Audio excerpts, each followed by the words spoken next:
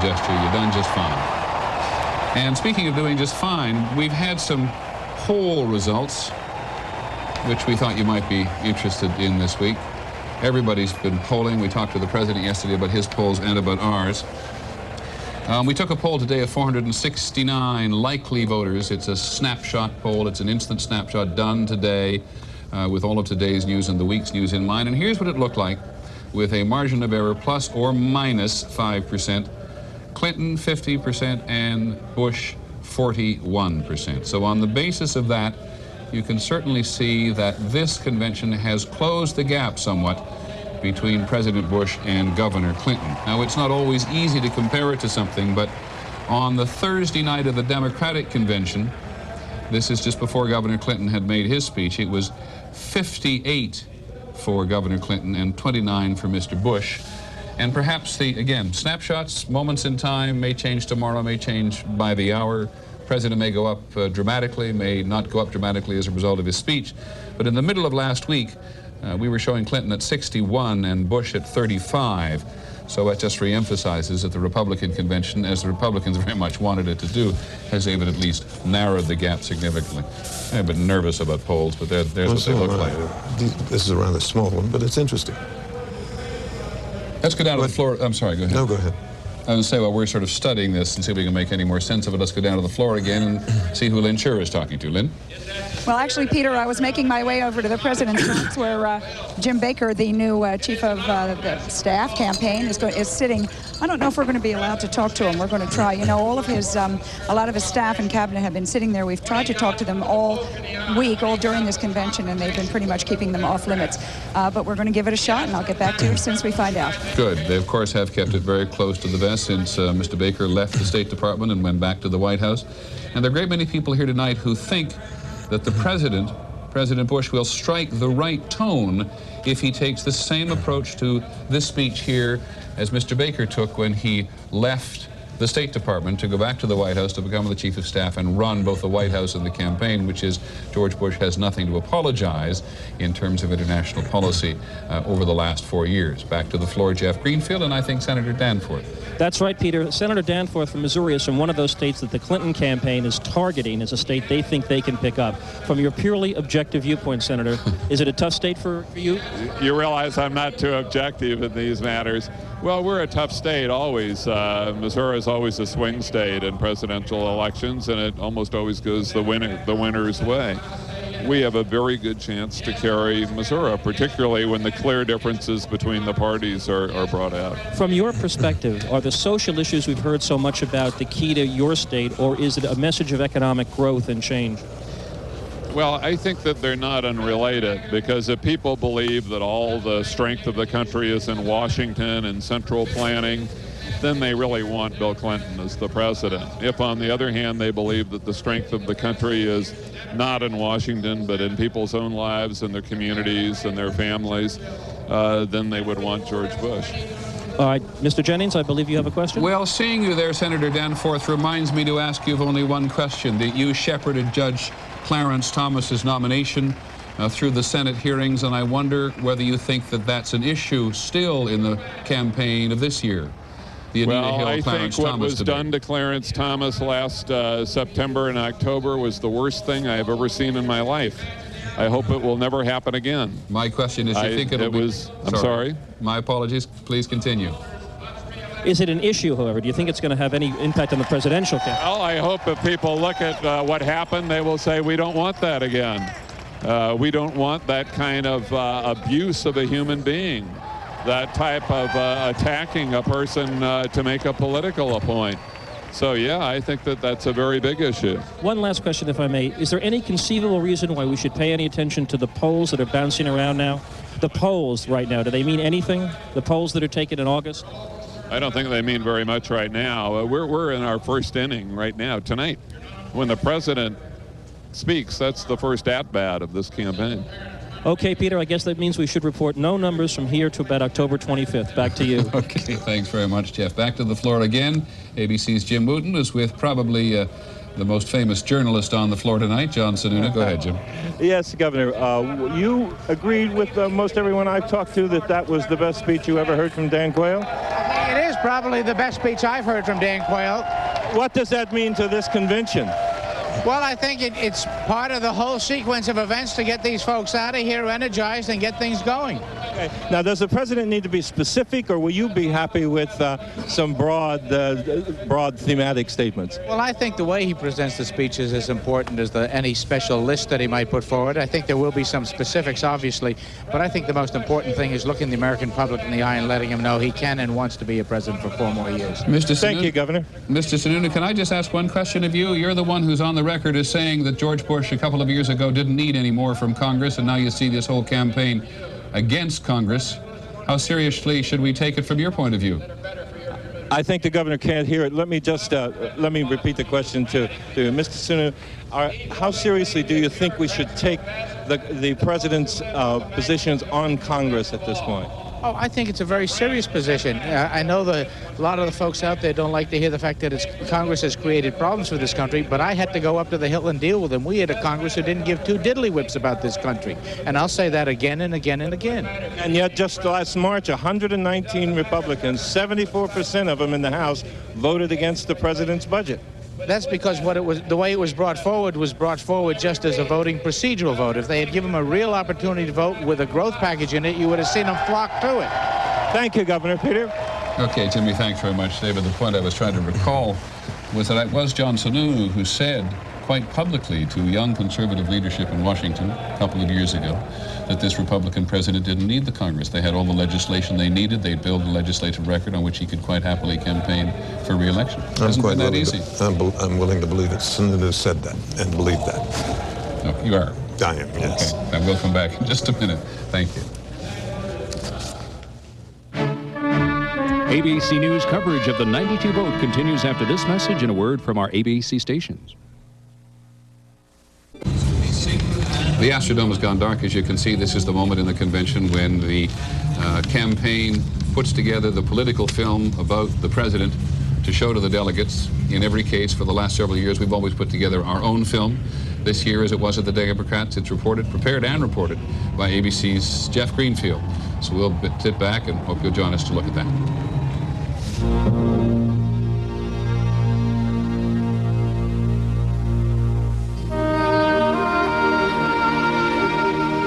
In each decade of this century, America has faced different challenges. And each time, with each challenge, whether winning a war or keeping the peace, America has found the people to meet the challenges. 4 years ago, the film that introduced George Bush was clearly designed to deal with his image problems of 1988. Actor Charlton Heston narrated the images of George Bush, the war hero, to combat what was then called the wimp factor. What he became was the youngest pilot in the Navy, and in 2 years, a winner of the Distinguished Flying Cross for exceptional courage during a bombing run on the island of Chichijima. Barbara Bush remembered his life as a struggling young Texas businessman to combat the image of wealth and privilege. He went the day after he graduated from college, drove down the Little Red Studebaker, and he wrote and told me that someone said to him, "Say, Bush, did you go to college?" And he said, "Yes, I went to Yale." The guy said, "Oh, too bad." Then President Ronald Reagan paid tribute to George Bush's experience and seasoning to combat the idea that he was simply a figurehead. I picked George Bush to be my vice president because he was strong, principled, and shared my commitment to the preservation of world peace and the expansion of world freedom. And if anything happened to me, well, he was ready to be a great president, a great leader. And there were warm, loving images of George Bush, the family man, to reinforce the message that at root, he was a down-to-earth, caring individual. I wish people could see him as I see him, and as thousands of people see him. The American spirit is a flame, ignited by imagination, fueled by Now, freedom. 4 years later, George Bush is being introduced in a radically different way. Not as Bush the man at all, but solely as Bush the president. For most of the film, Bush does not even appear. Instead, Robert Mitchum narrates brief descriptions of past presidents with brief quotations from them. America needs the fairness of Thomas Jefferson, the author of the Declaration of Independence. We hold these truths to be sacred and undeniable, that all men are created equal and independent.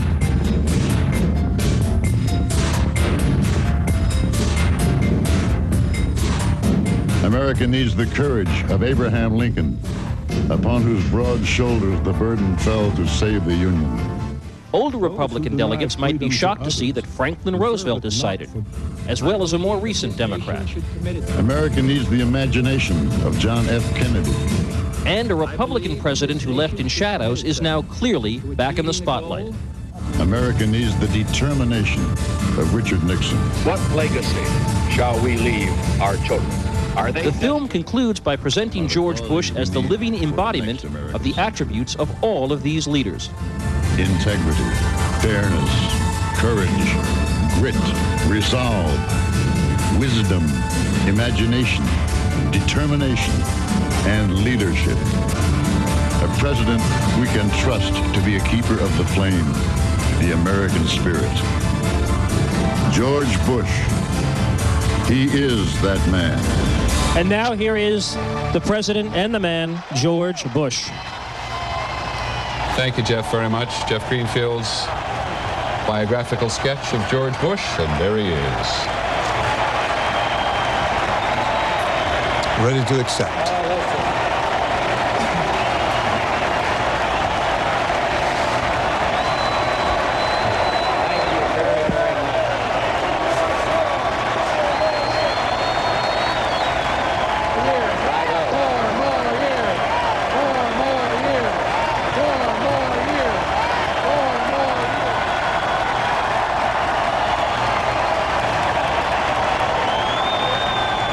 We're always saying, of course, this is an opportunity. In fact, this is a challenge for the president or for the candidate to come and fire up the delegates at the convention. Not that they need it that much at this moment and involve you at home, but it's also an astonishing shot of adrenaline for a candidate to come out here and be greeted by 7,000 to 8,000 adoring supporters.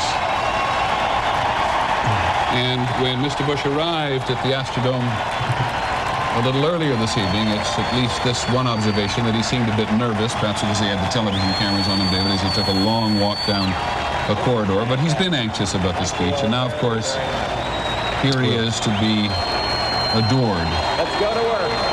Well, to a great degree he is. And the speech is, people are demanding that he hit a home run, and on the assumption that a home run will wipe out whatever failures there have been in the past and give him an absolutely new, clean slate. Thank you all very much. Those are very nice to think about. Thank you. Thank you very much. And I am proud to receive, and I'm honored to accept your nomination for President of the United States.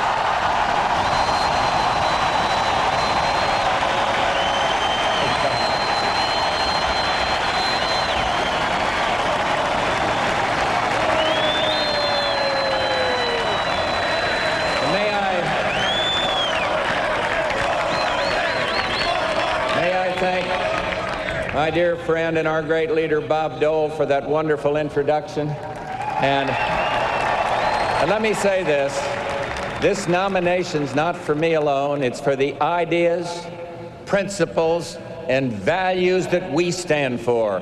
And my job has been made easier by a leader who's taken a lot of unfair criticism with grace and humor, the Vice President of the United States, Dan Quayle. And I am very grateful to him.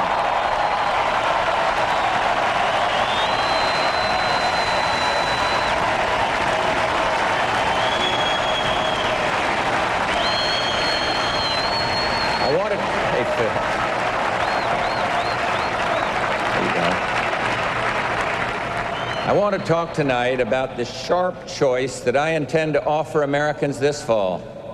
A choice between different agendas, different directions, and yes, a choice about the character of the man you want to lead this nation. I know that Americans have many questions about our economy, about our country's future, even questions about me. And I'll answer them tonight, And first, I feel great. And I'm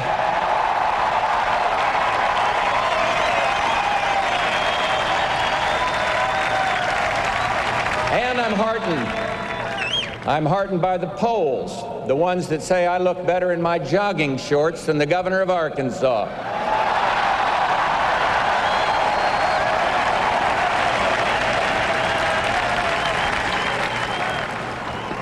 4 years ago, I spoke about missions for my life and for our country. I spoke of one urgent mission: defending our security and promoting the American ideal abroad. Just pause for a moment to reflect on what we've done. Germany is united, and a slab of the Berlin Wall sits right outside this Astrodome.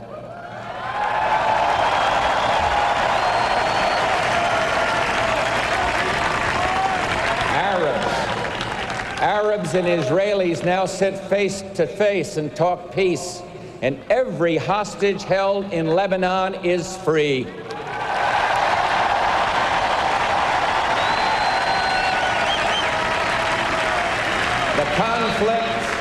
The conflict in El Salvador is over, and free elections brought democracy to Nicaragua.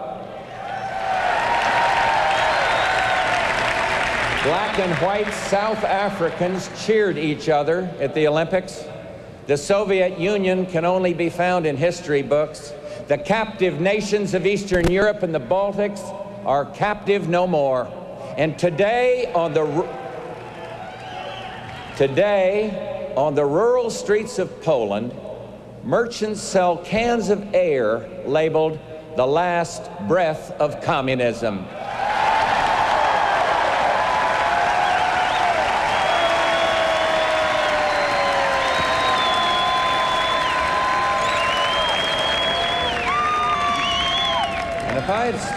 If I had stood before you 4 years ago and described this as the world we would help to build, you would have said, "George Bush, you must have been smoking something and you must have inhaled."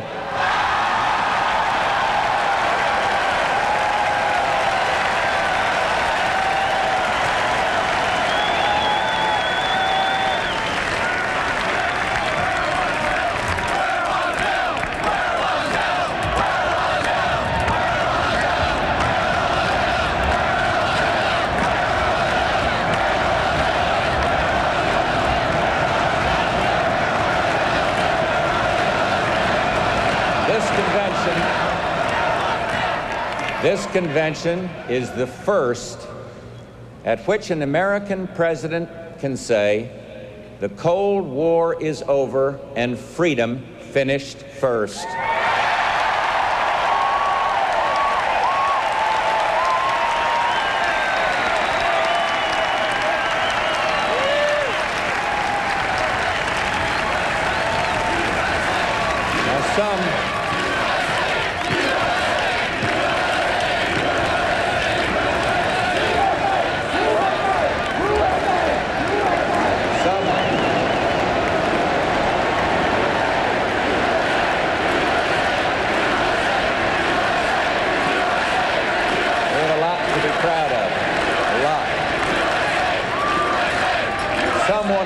History, want to skip over the struggle, claim the outcome was inevitable. And while the U.S. post-war strategy was largely bipartisan, the fact remains that the liberal McGovern wing of the other party, including my opponent, consistently made the wrong choices. And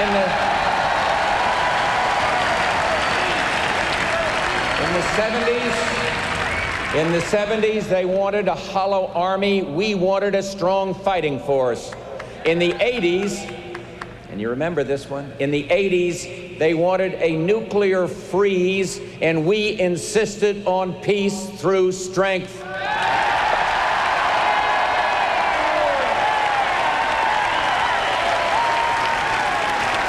And from Angola to Central America, they said, let's negotiate, deliberate, procrastinate, and we said, just stand up for freedom. And now the Cold War is over, and they claim, hey, we were with you all the way.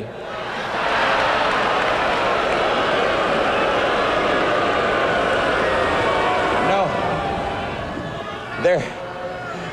their behavior, really, their behavior reminds me of the old con man's advice to the new kid. He said, son, if you're being run out of town, just get out in front and make it look like a parade. Well,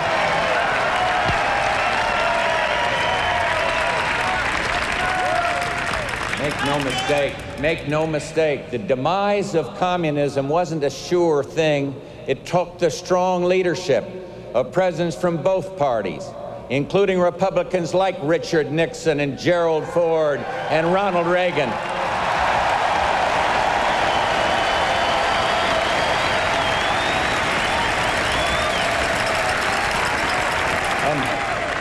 And without their vision and the support of the American people, the Soviet Union would be a strong superpower today, and we'd be facing a nuclear threat tonight. My opponents say I spend too much time on foreign policy, as if it didn't matter that school children once hid under their desk in drills to prepare for nuclear war. I saw the chance to rid our children's dreams of the nuclear nightmare, and I did.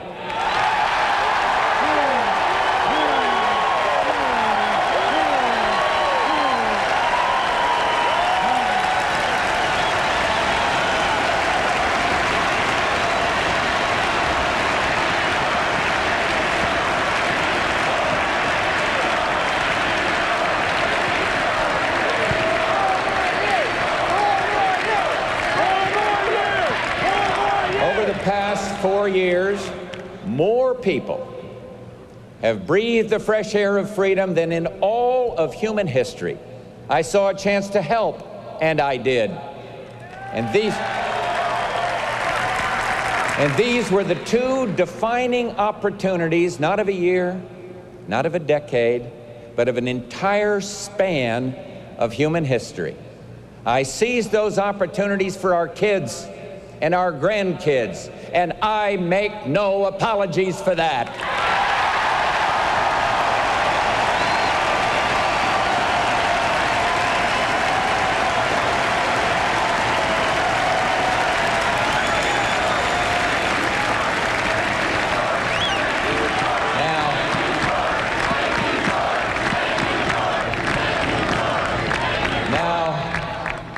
Now the Soviet bear may be gone, but there's still wolves in the woods, and we saw that when Saddam Hussein invaded Kuwait.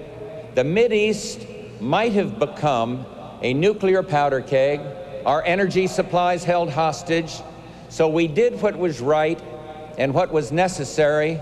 We destroyed a threat, freed a people, and locked a tyrant in the prison of his own country.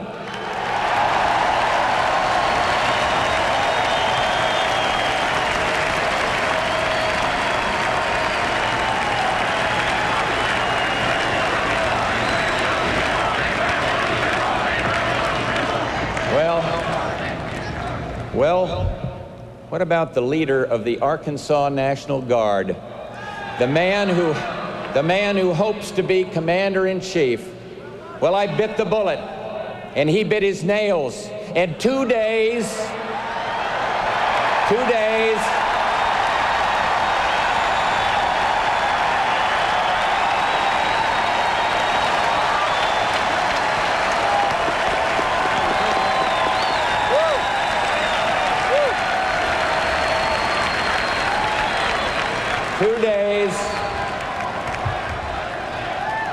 listen to this now, 2 days after Congress followed my lead, my opponent said this, and I quote directly, "I guess I would have voted with the majority if it was a close vote, but I agree with the arguments the minority made."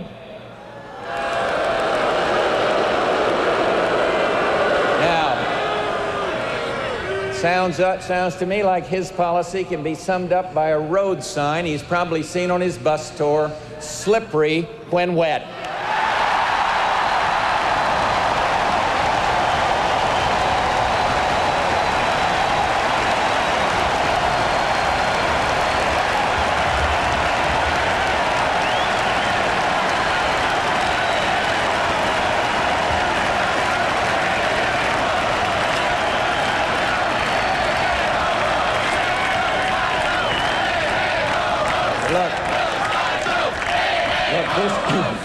This is serious business. Think about the impact of our foreign policy failures the last time the Democrats controlled both ends of Pennsylvania Avenue. Gas lines, grain embargoes, American hostages blindfolded. There will be more foreign policy challenges like Kuwait in the next 4 years, terrorists and aggressors to stand up to, dangerous weapons to be controlled and destroyed, and freedom's fight is not finished. And I look forward to being the first president to visit a free, democratic Cuba.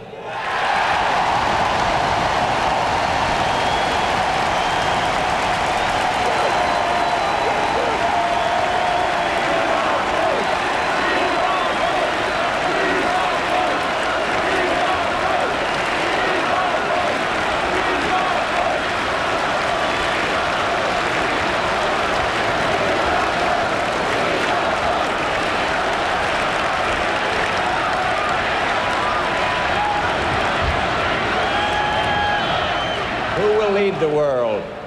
Who will lead the world in the face of these challenges? Not my opponent. In his acceptance speech, he devoted just 65 seconds to telling us about the world. And then he said that America was, and I quote again, I want to be fair and factual, I quote, being ridiculed everywhere. Well, tell that to the people around the world for whom America is still a dream. Tell that to the leaders around the world from whom America commands respect.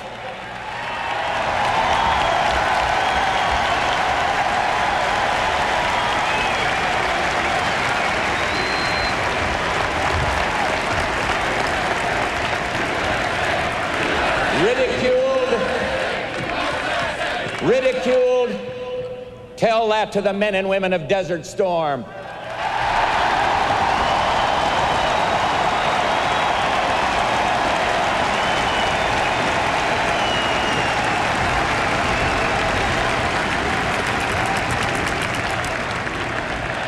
Let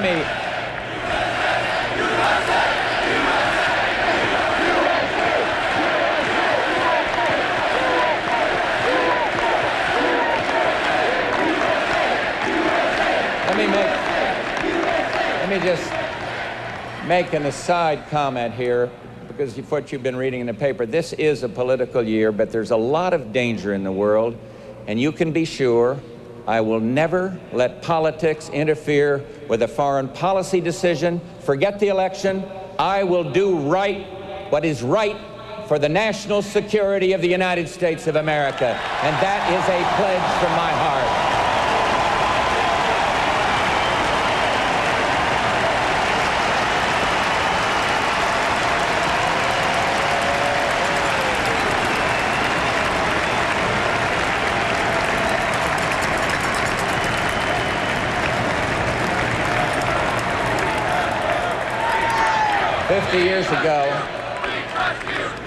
trust you. 50 years ago this summer, I was 18 years of age. I see some young people in the audience tonight, and I remember how I felt in those days.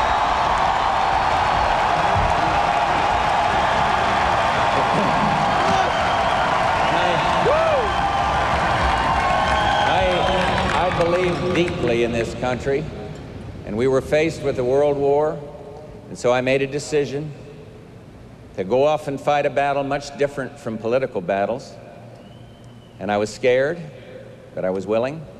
I was young, but I was ready. I had barely lived when I began to watch men die.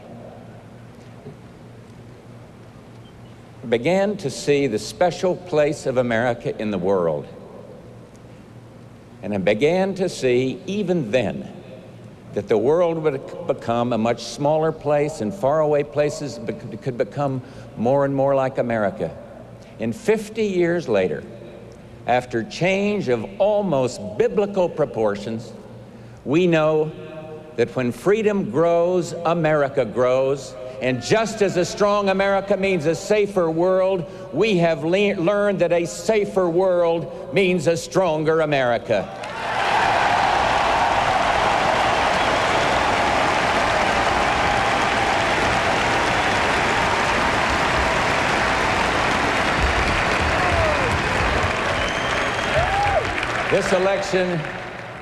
This election is about change, but that's not unusual, because the American Revolution is never ending. Today, the pace of change is accelerating. We face new opportunities and new challenges, and the question is, who do you trust to make change work for you?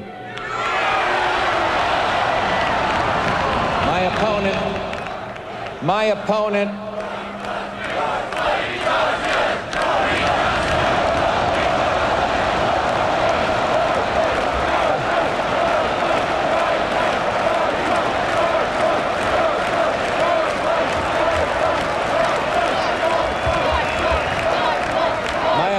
says America is a nation in decline. Of our economy, he says we are somewhere on the list beneath Germany, heading south towards Sri Lanka. Well, don't let anyone tell you that America is second-rate, especially somebody running for president.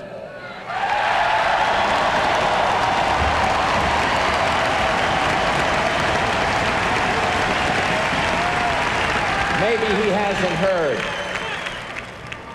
Maybe he hasn't heard that we are still the world's largest economy. No other nation sells more outside its borders. The Germans, the British, the Japanese can't touch the productivity of you, the American worker and the American farmer.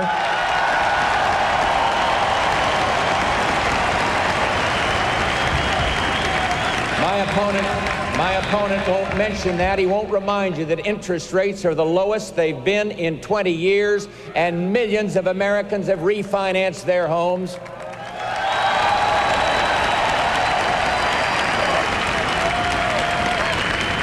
And you just won't hear that inflation, the thief of the middle class, has been locked in a maximum security prison.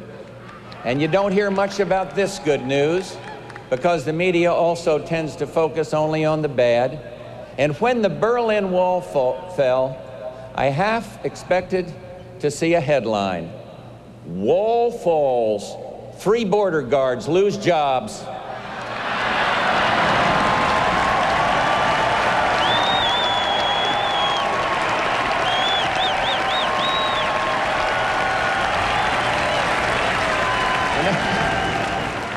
And underneath it probably says, "Clinton blames Bush." You don't hear a lot about progress in America, so let me tell you about some good things we've done together. Just 2 weeks ago, all 3 nations of North America agreed to trade freely from Manitoba to Mexico. And this will bring good jobs to Main Street, USA.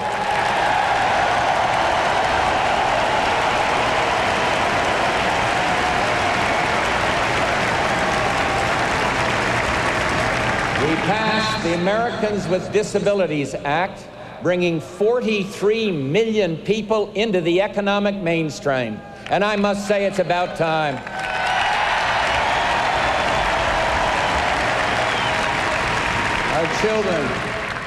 Our children will breathe easier because of our new Clean Air Pact. We are rebuilding our roads, providing jobs for more than 500,000 Americans. And we passed a child care law. And we took a stand for family values by saying that when it comes to raising children, government doesn't know best, parents know best.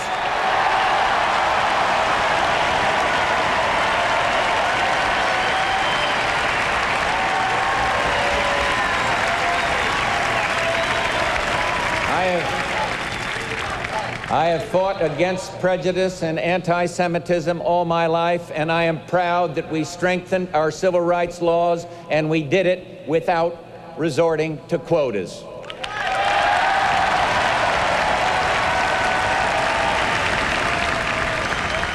And one more thing of vital importance to all.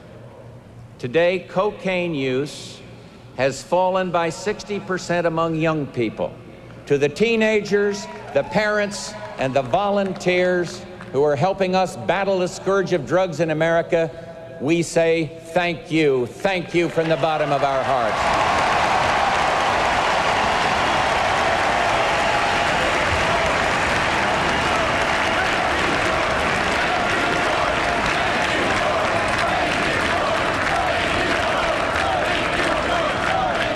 Do I want to do more? You bet. Nothing hurts me more than to meet with soldiers home from the Persian Gulf who can't find a job, or workers who have a job but worry that the next day will bring a pink slip. And what about parents who scrape and struggle to send their kids to college only to find them back living at home because they can't get work? The world is in transition, and we are feeling that transition in our homes.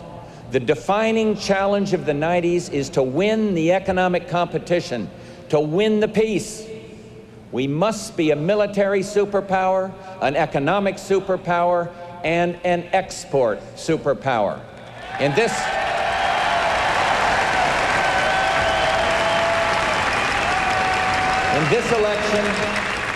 this election, you'll hear two versions of how to do this. Theirs is to look inward and protect what we already have. Ours is to look forward, to open new markets, prepare our people to compete, to restore our social fabric, to save and invest so we can win.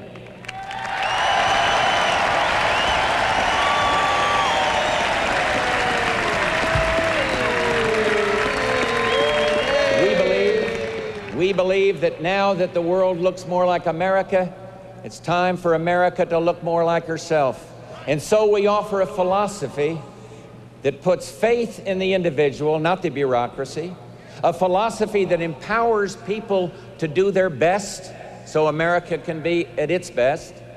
In a world that is safer and freer, this is how we will build an America that is stronger, safer, and more secure. We start with a simple fact. Government is too big and spends too much.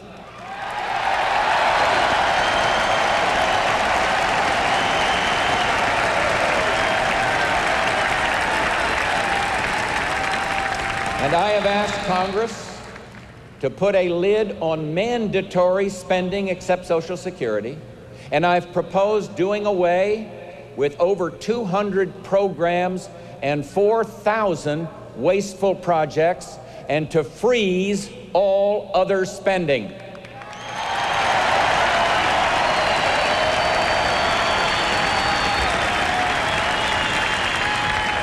The gridlocked Democrat Congress said no.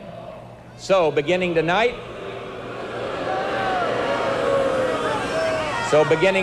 I will enforce the spending freeze on my own, and if Congress sends me a bill spending more than I asked for in my budget, I will veto it fast.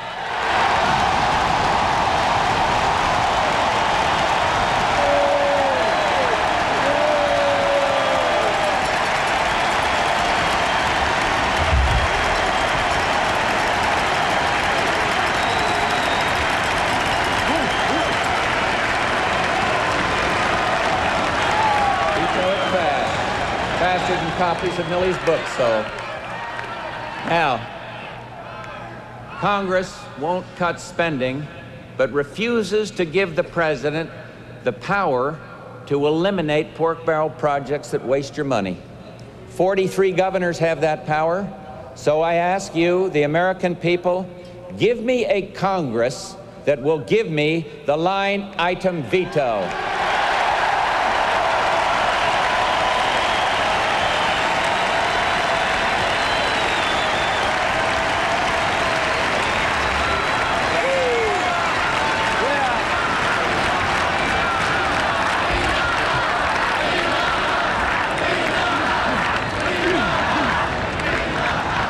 Let me tell you about a recent battle fought with the Congress, a battle in which I was aided by Bob Michael and his troops and Bob Dole and his. This spring, I worked day and night to get 2/3 of the House members to approve a balanced budget amendment to the Constitution. We almost had it, but we lost by just 9 votes. Now listen how. Just before the vote, the liberal leaders of the Congress convinced 12 members who co-sponsored the bill to switch sides and vote no. Keep in mind, they voted against a bill they had already put their names on. Something fishy is going on.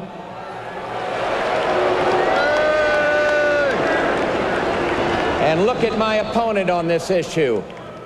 Look at my opponent. He says he's for a balanced budget, but he came out against the amendment. He's like that on a lot of issues. First on one side, then the other. He's been spotted in more places than Elvis Presley.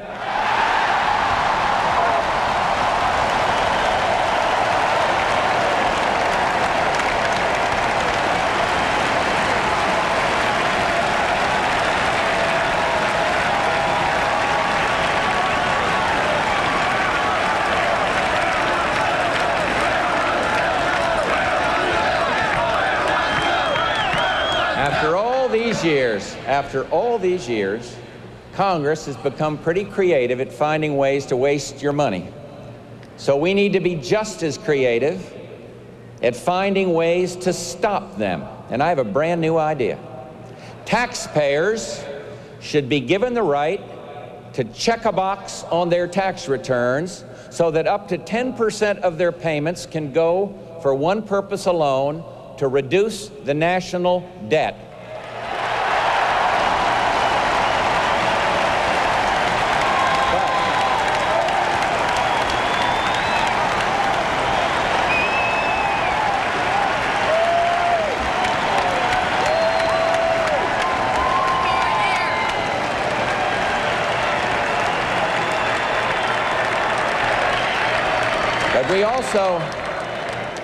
But we also need to make sure, we need to make sure that Congress doesn't just turn around and borrow more money to spend more money. And so I will require that for every tax dollar set aside to cut the debt, the ceilings on spending will be cut by an equal amount. And that way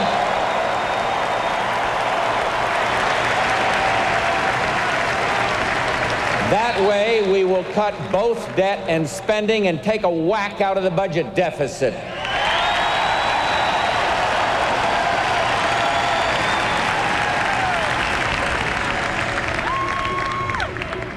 My feelings about big government come from my experience. I spent half my adult life in the private sector. My opponent has a different experience. He's been in government nearly all his life. His passion to expand government knows no bounds. And he's already proposed, and listen to this carefully, he has already proposed $220 billion in new spending, along with the biggest tax increase in history, $150 billion, and that's just to start.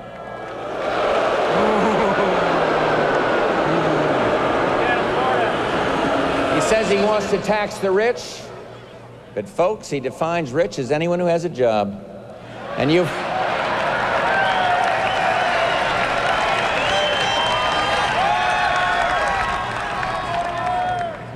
heard of the separations of powers? Well, my opponent practices a different theory, the power of separations. Government has the power to separate you from your wallet. Now let me say this. When it comes to taxes, I've learned the hard way. There's an old saying, good judgment comes from experience, and experience comes from bad judgment. 2 years ago, I made a bad call on the Democrats' tax increase. I underestimated Congress's addiction to taxes, and with my back against the wall, I agreed to a hard bargain: one tax increase, one time, in return for the toughest spending limits ever. Well, it was a mistake to go along with the Democratic tax increase.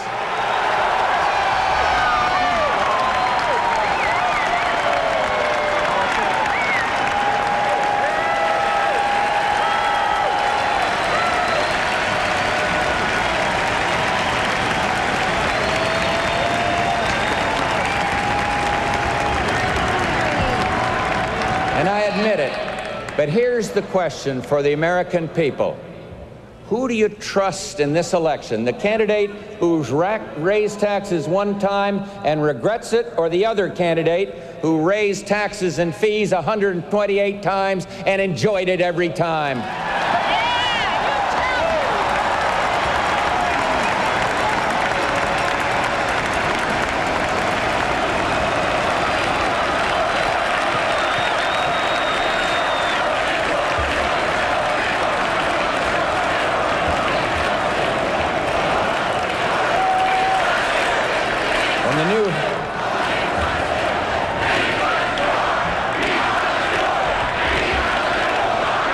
Thank you very much.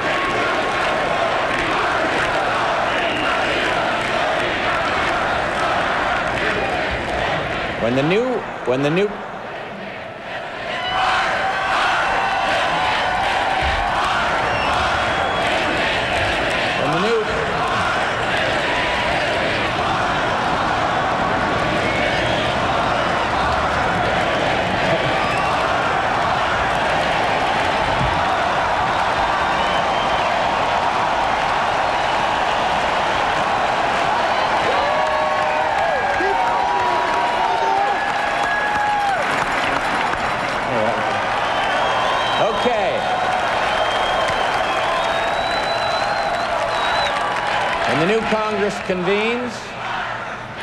When the new Congress convenes next January, I'll propose to further reduce taxes across the board, provided we pay for these cuts with specific spending reductions that I consider appropriate so that we do not increase the deficit. I will also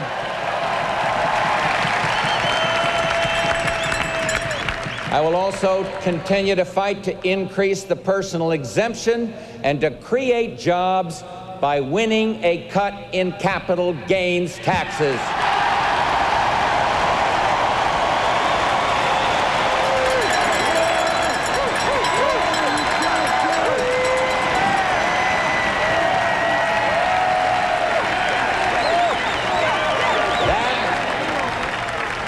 That will especially help small businesses. You know, small businesses, they create 2/3 of the new jobs in America. But my opponent's plan for small business is clear, present, and dangerous. Beside new income taxes, his plan will lead to a new payroll tax to pay for a government takeover of health care, and another new tax to pay for training. And that is just the beginning.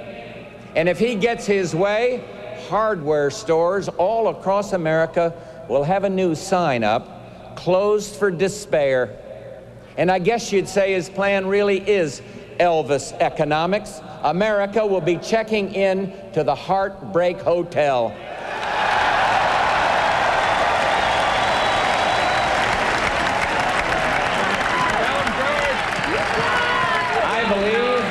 I believe that small business needs relief from taxation, regulation, and litigation.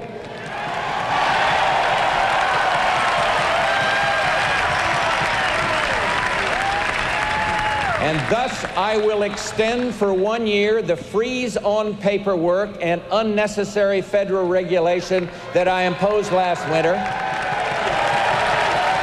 There is no reason that federal regulations should live longer than my friend George Burns. And I will issue an order to get rid of any rule whose time has come and gone. And I see something happening in our towns and in our neighborhoods. Sharp lawyers are running wild. Doctors are afraid to practice medicine, and some moms and pops won't even coach Little League anymore. We must sue each other less and care for each other more.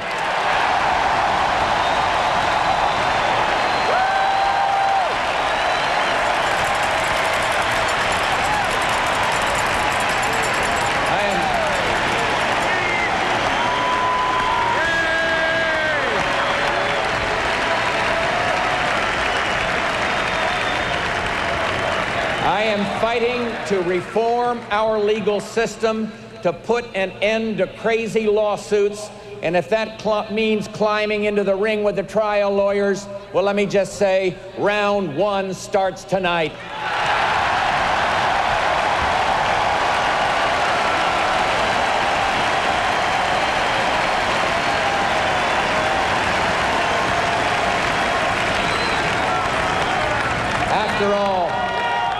After all, my opponent's campaign is being backed by practically every trial lawyer who ever wore a tasseled loafer. He's not in the ring with him, he's in the tank. There are other things we need to do to get our economy up to speed, prepare our kids for the next century. We must have new incentives for research and new training for workers. Small businesses need capital and credit, and defense workers need new jobs.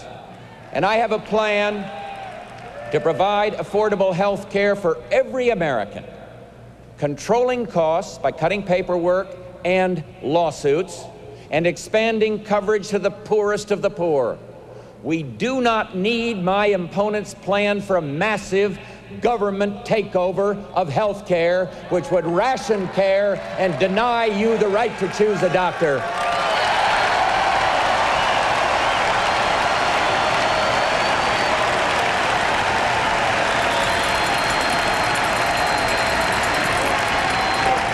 Who wants health care? Who wants health care with a system with the efficiency of the House Post Office and the compassion of the KGB?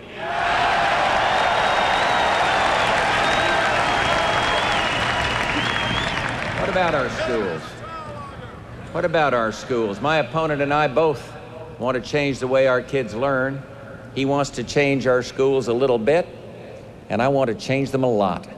Take the issue of whether parents should be able to choose the best school for their kids. My opponent says that's okay, as long as the school is run by government, and I say every parent and child should have a real choice of schools, public, private, or religious.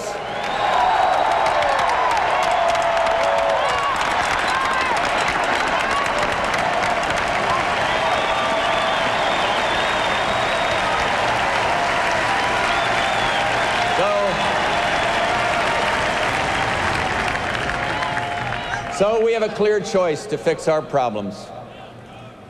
Do we turn to the tattered blanket of bureaucracy that other nations are tossing away? Or do we give our people the freedom and incentives to build security for themselves?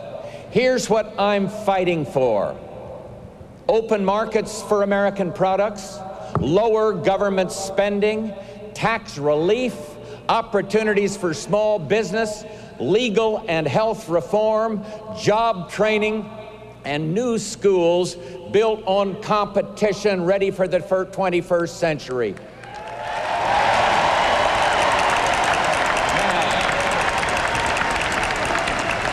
Okay, why are these proposals not in effect today? Only one reason: the gridlock Democratic Congress.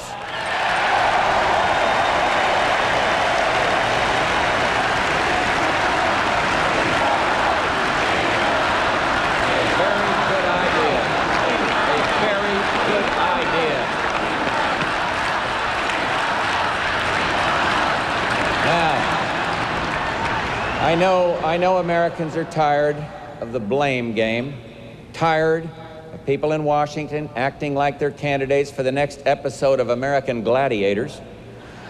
I don't like it either. Neither should you. But the truth is the truth. Our policies have not failed. They haven't even been tried.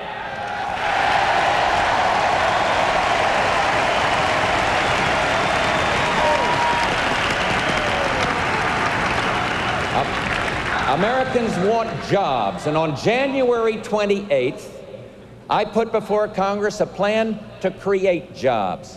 And if it had been passed back then, 500,000 more Americans would be at work right now. But in a nation that demands action, Congress has become the master of inaction. And it wasn't always this way. I heard President Ford tonight. I served in Congress 22 years ago under him. And back then we cooperated. We didn't get personal. We put the people above everything else. Heck, we didn't even own blow dryers back in those days. At my first inauguration, I said that people didn't send us to bicker.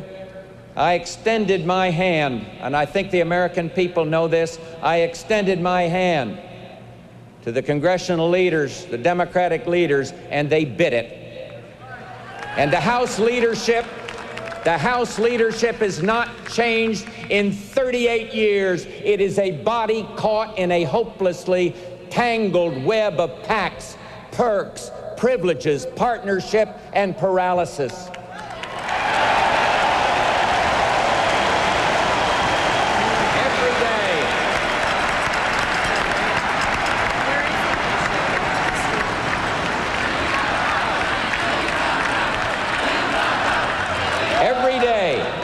Congress puts politics ahead of principle and above progress. Now let me give you just one example. February 20th, 1991. It was at the height of the Gulf War. On that very same day, I asked American pilots to risk their lives to fly missions over Baghdad. And I also wanted to strengthen our economic security for the future. So that very same day, I introduced a new domestic energy strategy which would cut our dependence on foreign oil by 7 million barrels a day. And how many days did it take to win the Gulf War? 43. And how many did it take Congress to pass a national energy strategy? 532, and still counting.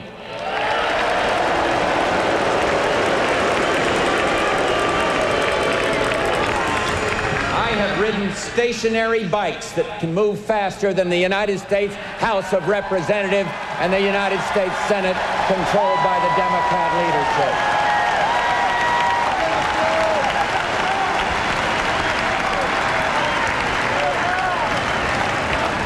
Okay?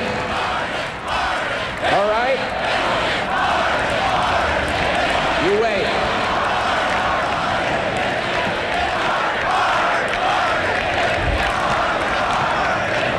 Fixing to.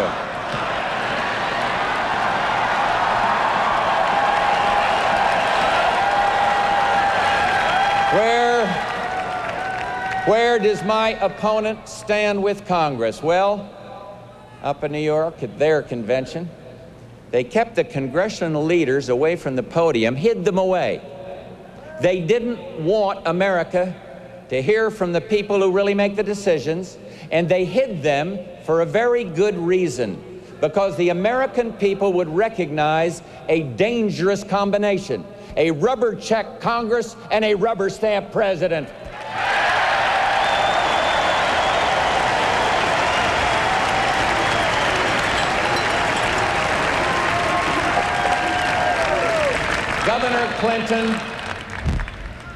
Governor Clinton and Congress know that you've caught on to their lingo. They know when they say spending, you say, uh-oh. So now they have a new word: investment. They want to invest $220 billion more of your money, but I want you to keep it.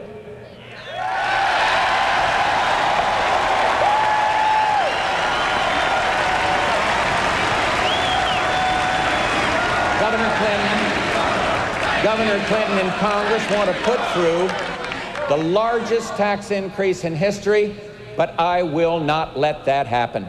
And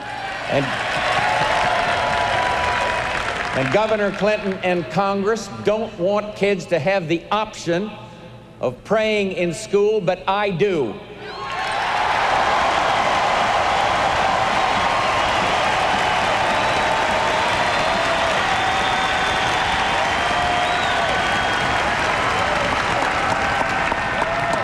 Clinton and Congress don't want to close legal loopholes and keep criminals behind bars, but I will.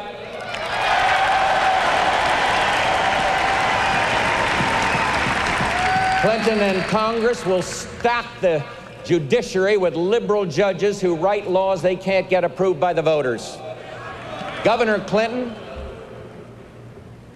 even says Mario Cuomo belongs on the Supreme Court. Now, wait a minute, though. No, wait. Maybe not a bad idea. If you believe in judicial restraint, you probably ought to be happy. After all, the good governor of New York can't make up his mind between chocolate and vanilla at Baskin-Robbins. He's there, we won't have another court decision for 35 years. And maybe that's all right, too. Are my opponent and Congress really in cahoots? Look at one important question. Should we limit the terms of Congress? Governor Clinton says no, Congress says no, and I say yes.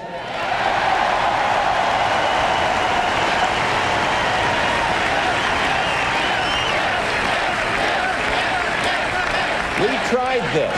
Look, we tried this once before, combining the Democratic governor of a small southern state with a very liberal vice president and a Democratic Congress.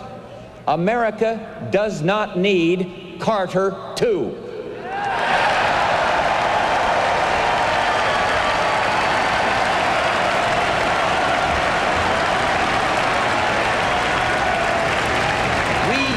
Want to take America back to those days of malaise, but Americans want to know, where's proof that we will have better days in Washington?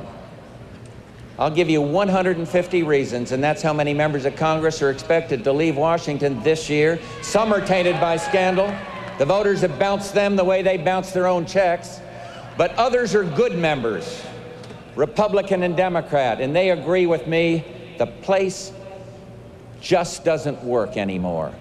150 new members from both parties will be coming to Washington this fall, and every one will have a fresh view of America's future.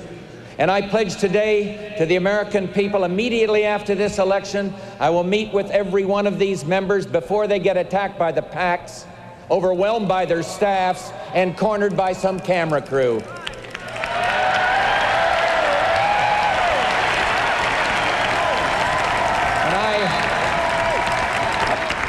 I will lay out my case for change. Change that matters, real change that makes a difference. Change that is right for America. You see, there's a yearning in America, a feeling that maybe it's time to get back to our roots. Sure, we must change, but some values are timeless. I believe in families that stick together, fathers who stick around, and I happen to believe very deeply in the worth of each individual human being, born or unborn. And I believe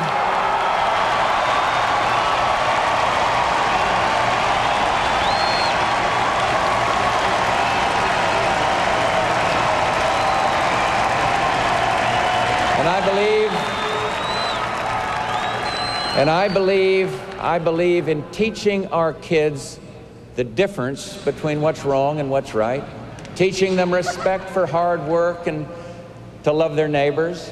And I believe that America will always have a special place in God's heart, as long as He has a special place in ours. And maybe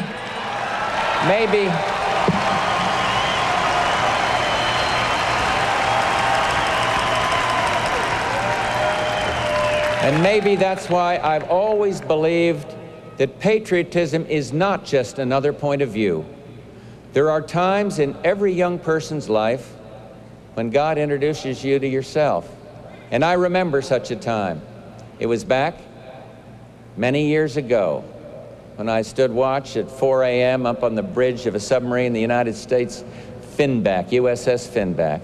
And I would stand there and look out at the blackness of the sky, broken only by the sparkling stars above. And I would think about friends I lost, a country I loved, and about a girl named Barbara.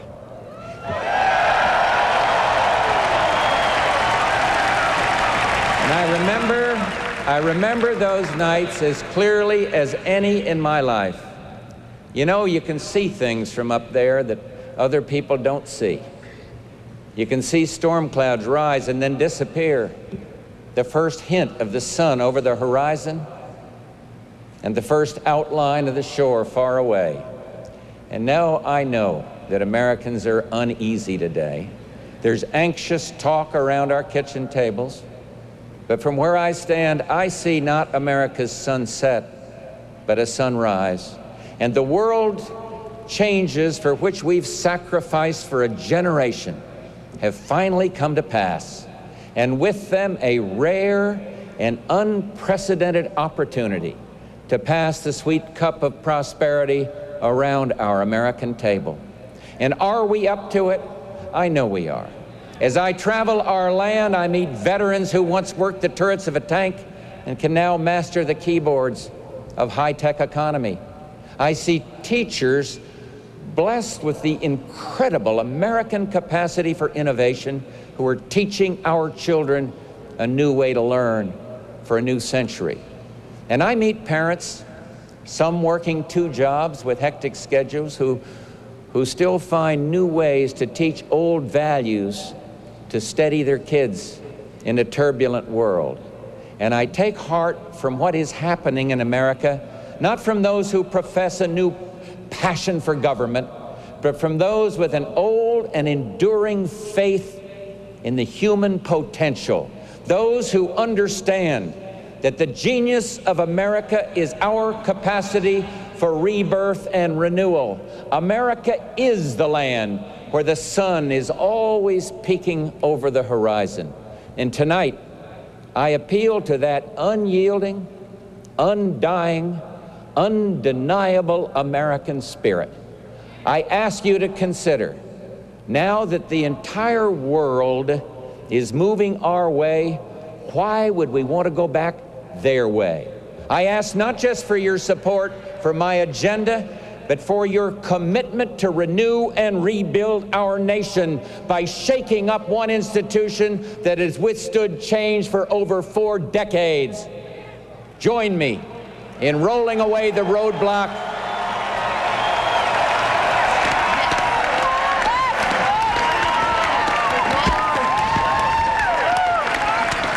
Join me in rolling away the roadblock at the other end of Pennsylvania Avenue so that the next 4 years we will match our accomplishments outside by building a stronger, safer, more secure America inside. 44